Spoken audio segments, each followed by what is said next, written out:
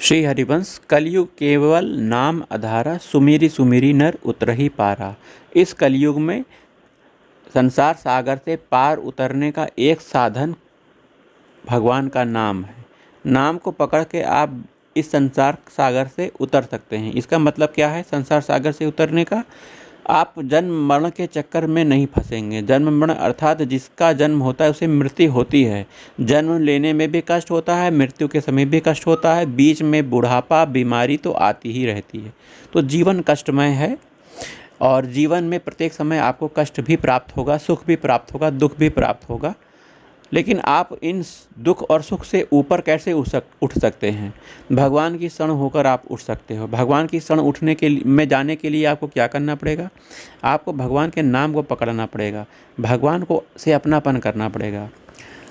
तो इस कलयुग में बहुत सरल साधन बताया गया है कि आप भगवान का नाम जाप करके भगवान को प्रसन्न कर सकते हो और भगवान के धाम जा सकते हो। सतयुग में जो भी भगवान को प्रसन्न करने के, भगवान को प्राप्ति के साधन बताए गए हैं वो बहुत ही लंबे, अधिक कष्टप्रद हैं। त्रेता में भी ऐसी स्थिति है, द्वापर में भगवान की पूजा ऐसी स्थिति है जिससे भगवान को प्राप्त किया जा सकता है। लेकिन ये कलयुग में केवल नाम को पकड़ के भगवान की प्राप्ति की जा सकती है। तो भगवान को प्रसन्न करने का सीधा सा साधन नाम को पकड़ लो। वैसे भगवान की प्राप्ति के 4 मार्ग शास्त्रों में बताए गए हैं, नाम रूप लीला धाम।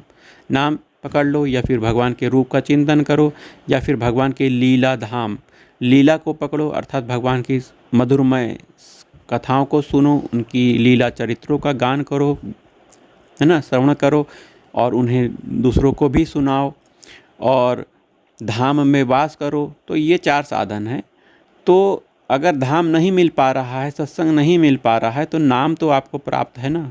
कोई भी भगवान का नाम जो आपको पसंद लग रहा है उसे आप निरंतर जाप करो। इस नाम के प्रभाव से आपके विकार तो दूर होंगे ही, तो आपको भगवान की कृपा प्राप्त होगी। भगवान की कृपा गुरु रूप में, संत महात्मा के रूप में आपको जीवन में प्राप्त होगी। और संत महात्मा जब आएंगे तो उनके वचन को आप ध्यान से सुनिए, क्या कहते हैं। वो आपको कोई नाम देंगे, कोई मंत्र देंगे, उसे प्राप्त करके उस नाम को पकड़ के फिर भगवान का खूब जाप करो, भगवान की सेवा करो। उसी नाम उसी मंत्र के प्रभाव से आप भगवान को प्राप्त हो जाओगे, भगवत धाम को प्राप्त हो जाओगे। यहाँ पे ये भी बात है कि मनुष्य जीवन में 2 मार्ग हैं, प्रवृत्ति मार्ग, निवृत्ति मार्ग। प्रवृत्ति मार्ग मतलब गृहस्थ मार्ग है। आप गृहस्थ मार्ग से होते हुए भगवान की प्राप्ति करेंगे, गृहस्थ नियम का पालन करके। और निवृत्ति मार्ग में आप गृहस्थ धर्म से विरक्त होके, संसार से विरक्त होके आप भगवान के मार्ग में निरंतर भगवान का चिंतन करते हुए भगवान की प्राप्ति करोगे। दोनों में भगवान की प्राप्ति सेम है, मार्ग अलग अलग हैं। इसमें घबराने की ज़रूरत नहीं है। गृहस्थ मार्ग में कुछ कर्म बढ़ जाते हैं, सेवाएं बढ़ जाती हैं। आपको अपने घर का पालन पोषण करने के साथ साथ समाज की भी सेवा करनी होती है। संत महात्माओं जो निवृत्त हो जाते हैं, निवृत्त मार्ग के संत महात्मा हैं, उन्हें का पोषण आपके ही द्वारा होगा और आपके ही घर में भगवान संत महात्मा का जन्म हो सकता है। क्योंकि गृहस्थों के यहाँ तो भगवान पैदा होते हैं, संत महात्मा पैदा होते हैं, प्रकट होते हैं। तो ये बात है। तो गृहस्थ का जीवन थोड़ा सा कष्टमय है। घर की पूरी जिम्मेदारी है, समाज की भी सेवा करनी है, संत महात्माओं की भी सेवा करनी है, भगवान का नाम भी जाप करना है और सब कुछ भगवान को अर्पित करना है। सब भगवान को अर्पित अर्थात नाथ सकल संपदा तुम्हारी, मैं सेवक समेत सुतनारी, इस भावना से आपको कार्य करना है।